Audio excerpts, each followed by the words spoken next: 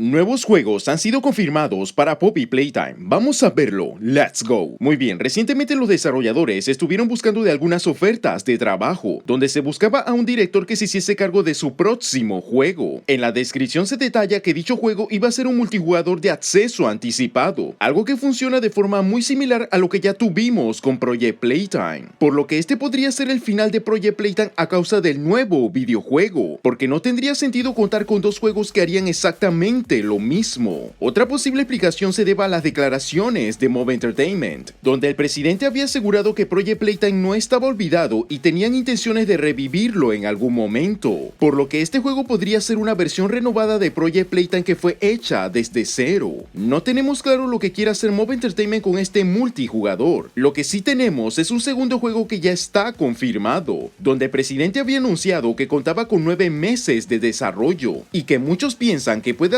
tratarse de los Smiling Critter Survivors que sigue registrado en la página de Trademarkia. Pero tampoco podemos olvidarnos del misterioso parque de diversiones de Poppy Play Park, que contará con sucesos posteriores a la fábrica original. Es posible que alguno de estos juegos sean lanzados antes de tiempo, lo que provocaría que el Chapter 6 saliese muy entrado en el 2027. Esto no tiene por qué ser algo malo, porque tendrán más tiempo para desarrollar el Chapter 6, tal como le sucedió a la tercera entrega, que se demoró mucho pero terminó siendo el mejor de la franquicia.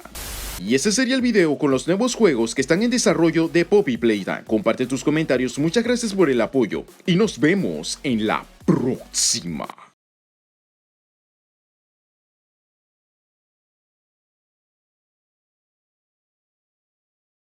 Yo solo quiero de un juego donde la profesora me ayude a estudiar.